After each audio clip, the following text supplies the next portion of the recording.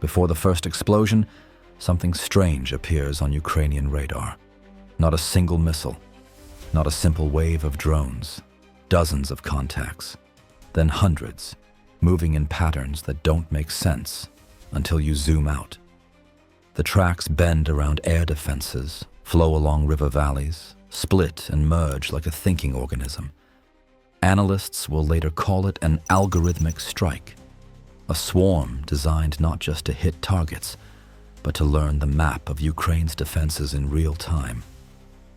So what exactly did Russia test that night, and how much did it discover? Watch to the end to see how this swarm changed the air war over Ukraine. The first wave was almost silent.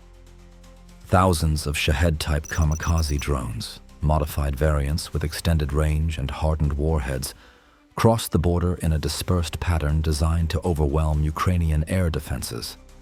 Analysts later described the swarm as algorithmic, adjusting flight paths to bypass known anti-air coverage. For civilians on the ground, the warning came only as a distant buzz, then the vibrating scream of engines descending toward their targets. By 3 a.m., thermal imaging shows explosions ripping through power stations, railway hubs, and water treatment facilities. Russia wasn't aiming for the front line. It wasn't trying to kill soldiers. It was striking something far more fragile: the infrastructure that keeps a country alive in winter. Minutes later, the second wave arrived. This time, louder, faster, and deadlier. Cruise missiles launched from two 95 bombers over the Caspian Sea arced westward, followed by Kalibr and Iskander missiles rising from platforms in occupied Crimea and Russia's Black Sea Fleet. Ukrainian air defense crews went into full saturation mode, firing everything they had: NASAMS, IRIST, S-300, Patriot, even mobile MANPADS. But the numbers were simply too large. Within the hour, the effects were felt across the nation. Power grids destabilized as substations were hit. Entire districts in Kharkiv and Odessa plunged into darkness. Rail lines near Kyiv, the logistical arteries of the war, shuddered as explosions tore through switching stations. In several regions, heating systems failed as temperatures dropped toward freezing. Then, the most alarming report of the night arrived. Zaporizhzhia nuclear power plant, the largest in Europe, lost its off-site electricity connection after a missile strike severed a major transmission line. For nearly an hour, the entire facility ran on emergency diesel generators. It was the closest the plant had come to a radiological risk event since the early months of the war. According to Ukrainian officials, if backup power had failed, cooling systems could have stalled with catastrophic consequences. But this wasn't chaos. It was doctrine. As the scale of the assault became clear, military analysts identified a deliberate Russian strategy: a coordinated winter campaign designed to shatter civilian resilience, overload air defenses, and force Ukraine into an energy crisis just as negotiations intensify in Europe. And it was only the beginning. As dawn broke over Ukraine, the scale of Russia's intent became even clearer. This wasn't a one-night barrage. It was a sustained campaign. By the morning of December 7th, new waves of drones were already incoming, and Ukrainian air defense operators were fighting on almost no sleep. For the first time in months, Russia had synchronized every major strike component it possesses: strategic bombers, naval missile platforms, land-based launchers, and mass-produced Shahed drones. Analysts compared it to the opening days of the 2022 war, but with one critical difference: Russia had learned. Instead of clumsy, high-density volleys, this attack used staggered timing, layered decoys, and unpredictable flight paths. Some drones flew low along river valleys. Others took curved, looping routes across farmlands to ambush radar systems. On several occasions, Ukrainian SAM crews fired first at exposed drones, only to be targeted seconds later by follow-up missiles zeroing in on their radar emissions. This was electronic warfare in motion. Footage released by Ukrainian operators showed Russian drones marked with improvised heat baffles and metallic mesh designed to confuse thermal sensors.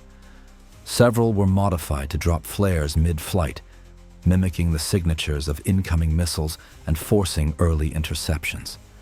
For every drone shot down, another slipped through.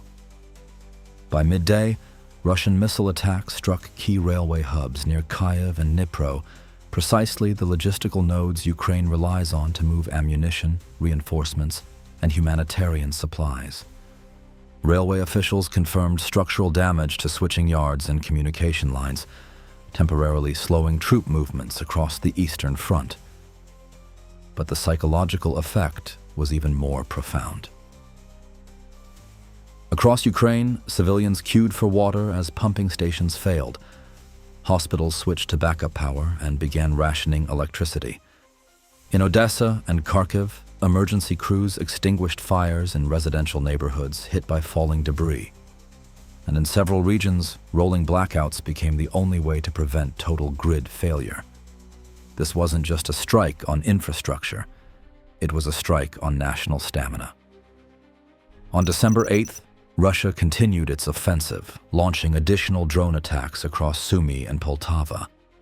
In Sumy alone, at least 7 civilians were injured after a Shahed impacted near a residential building.